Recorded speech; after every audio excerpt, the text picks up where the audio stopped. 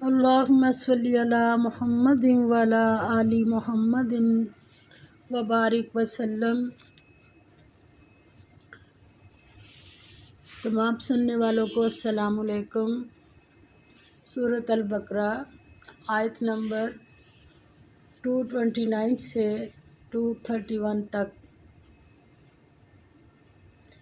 اس میں اب طلاق دینے کا طریقہ بتایا گیا ہے اور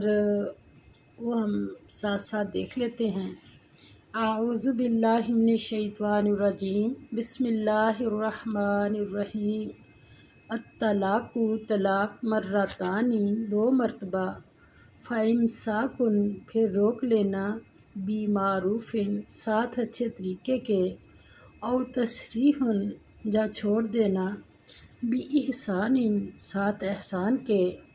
ولا اور نہیں یحل جائز لکم تمہارے لیے، ان یہ کہ تأخذوا لو تم مما اس سے جو آتیتموہن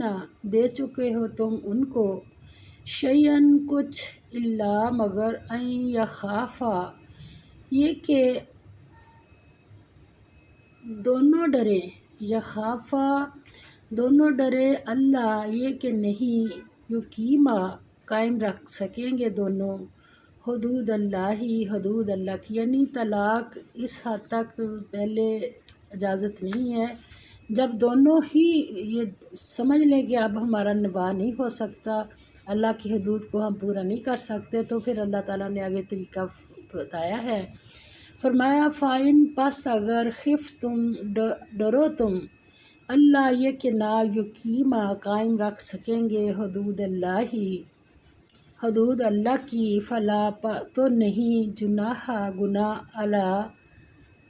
علیہما ان دونوں پر، فیما اس میں کہ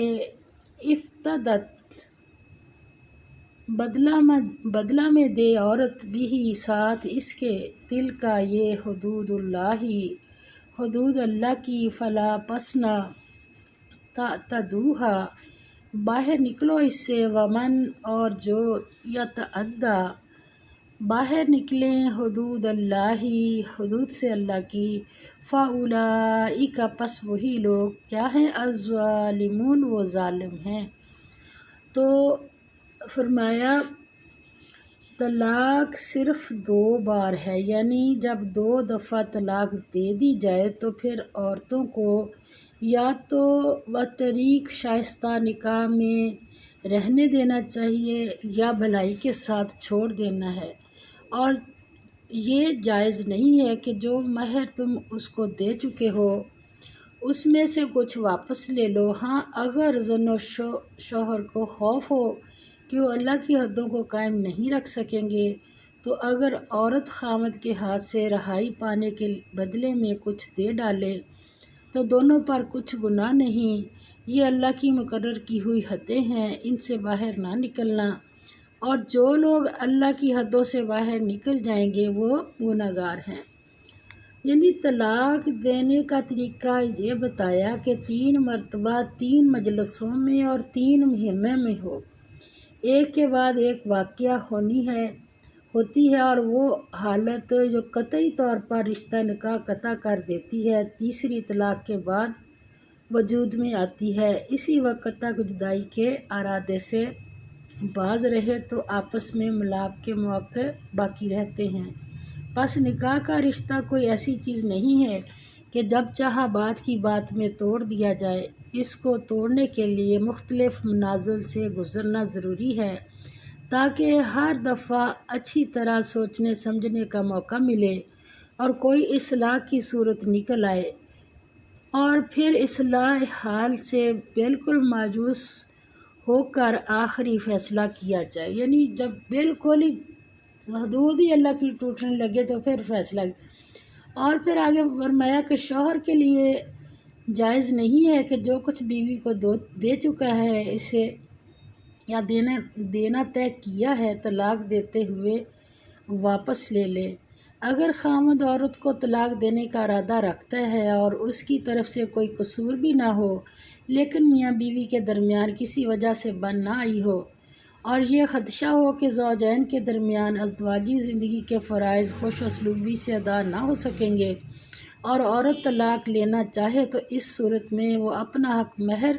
یا اس کا کچھ حصہ چھوڑ دے جس کے بدلے میں شوہر اس کو طلاق دے دے۔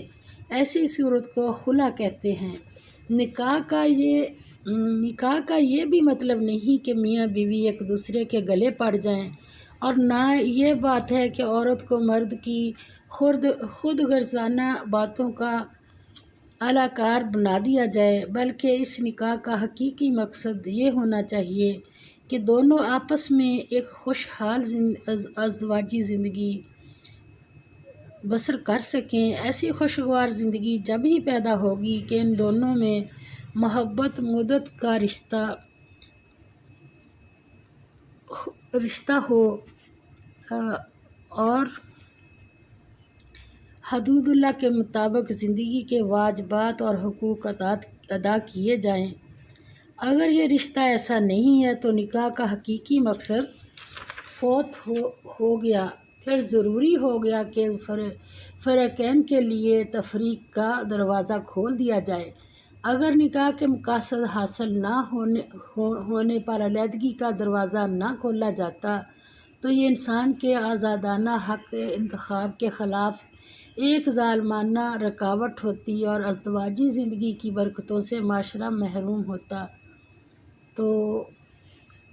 آگے فرمایا فَإِن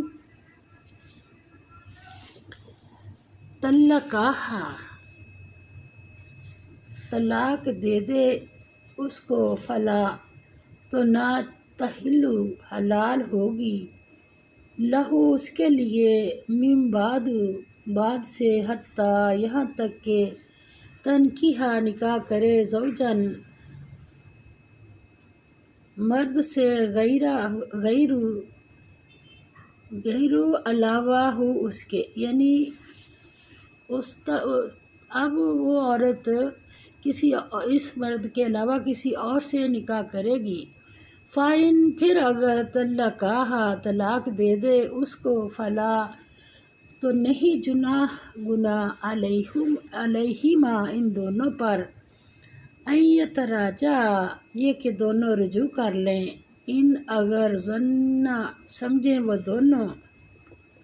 ان یہ کہ یقیما، قائم رکھیں گے، حدود اللہ کی۔ اب بدلے لینے کی اور ایک دوسرے کو نیچا دکھانے کی بات ہے کہیں پہ،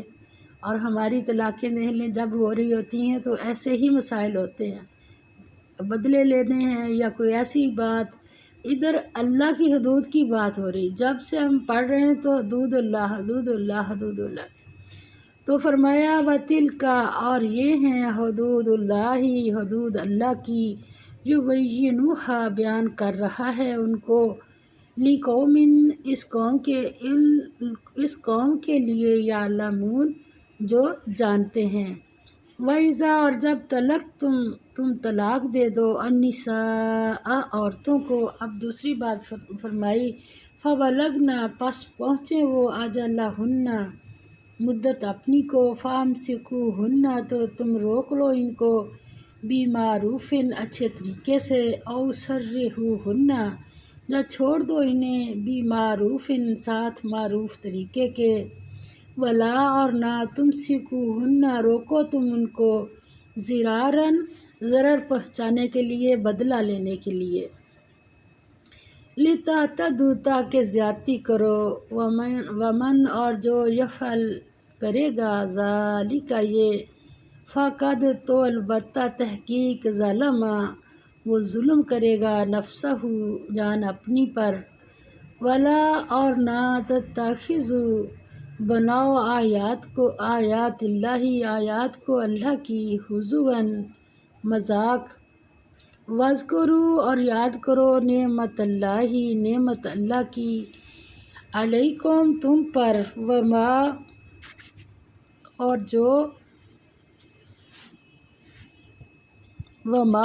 جو انزلہ، اتاری ہے، علیکم، تم پر، من الکتاب، کتاب سے، والحکمت، اور حکمت، یعظکم نصیحت کرتا ہے تم کو کون بھی ساتھ اس کے واتقوا اللہ اور ڈرو اللہ سے۔ کتنی بار آگے اللہ سے ڈر جاؤ۔ وَاعْلَمُوا اور جان لو ان اللہ بے شک اللہ بکلی ساتھ ہر شیء ان چیز کے علیم واقف ہے۔ تو فرمایا پھر اگر شوہر 2 طلاقوں کے بعد تیسری طلاق عورت کو دے دے تو اس کے بعد جب تک عورت کسی دوسرے شخص سے نکاح نہ کر لے اس پہلے شوہر پر حلال نہ ہوگی۔ ہاں اگر دوسرا خاوند بھی طلاق دے دے، یہ اب یہاں پلاننگ نہیں ہوگی، یہ شادی ہوئی اب طلاق دے دی یا مر گیا یا کوئی رشتہ جب وہ ٹوٹا اپنے آپ تو پھر اللہ نے آگے بتایا۔ اور اگر دوسرا خاوند بھی طلاق دے دے اور عورت اور پہلا خاوند پھر ایک دوسرے کی طرف رجوع کر لیں تو ان پر کچھ گناہ نہیں، مگر ساتھ ایک پابندی ہے، بشرطِ دونوں یقین کریں کہ اللہ کی حدوں کو قائم رکھ سکیں گے۔ پھر نہیں کہ نکاح دوبارہ کیا اور پھر دوسرے دن لڑائی ہوئی اور پھر یہ تماشے نہیں ہوں گے۔ جہاں پر اللہ کی حدوں کا خیال رکھنا ہے، اور یہ اللہ کی حدیں ہیں ان کو وہ ان لوگوں کے لیے بیان فرماتا ہے جو دانش رکھتے ہیں، عقل والے ہیں۔ بے عقلوں کے لیے تو کچھ بھی نہیں، ان کے لیے تو کوئی چیز نہیں، نکاح اتنی اہم چیز ہے اور وہ سمجھتے نہیں اس کو۔ اور جب تم عورتوں کو 2 دفعہ طلاق دے چکو اور ان کی مدت پوری ہو جائے تو انہیں یا تو حسن سلوک سے نکاح میں رہنے دو یا طریق شائستہ رخصت کر دو۔ دوبارہ اللہ تعالیٰ نے وہی بات کی ہے، اور اس نیت سے ان کو نکاح میں نہ رہنے دینا چاہیے کہ انہیں تکلیف دو اور ان پر زیادتی کرو۔ ابھی تو ایسے کیسے جانے دیں، ابھی تو فلاں کا بدلہ لینا ہے، یہ فلاں بدلہ لینا ہے، ایسی بات نہیں۔ اللہ نے یہاں پر بہت سختی سے منع کیا ہے، اور جو ایسا کرے گا وہ اپنا ہی نقصان، اگر کہ وہ اس عورت پہ اگر ظلم کرنے کے لیے رکھا ہے تو وہ عورت کا نہیں اپنا نقصان کرے گا۔ اور اللہ کے احکام کو ہنسی اور کھیل نہ بناؤ، اور اللہ نے تم کو جو نعمتیں بخشی ہیں اور تم پر جو کتاب اور دانائی کی باتیں نازل کی ہیں جن سے وہ تمہیں نصیحت فرماتا ہے، ان کو یاد کرو اور اللہ سے ڈرتے رہو، اور جان رکھو کہ اللہ ہر چیز سے واقف ہے۔ یہاں واقف ہے اس لیے کہا کہ جو تم آپس میں کر رہے ہو نا اللہ سب جانتا ہے۔ فرمایا یا تو عورت کو اپنی بیوی کی طرح رکھا جائے اور اس کے جملہ حقوق ادا کیے جائیں، یا پھر طلاق دے کر اس کو آزاد کر دیا جائے تاکہ وہ اپنی آزادانہ مرضی سے جہاں چاہے دوبارہ نکاح کر لے۔ یہ نہیں ہونا چاہیے کہ نہ تو بیوی کی طرح رکھو اور نہ طلاق دو، درمیان میں معلق رکھو، یہ جاہلیت کا طریقہ ہے۔ ازدواجی زندگی کا معاملہ نہایت اہم اور نازک ہے۔ مرد کی خود غرضیوں اور نفس پرستیوں سے ہمیشہ عورتوں کی حق تلفی ہوئی ہے۔ یہی وجہ ہے کہ مسلمانوں کو یہاں تلقین کی جا رہی ہے کہ اللہ نے انہیں نیک ترین امت ہونے کا شرف بخشا ہے، اور کتاب و حکمت کی تعلیمات نے ہدایت کے تمام پہلو ان پر روشن کر دیے ہیں۔ پس ان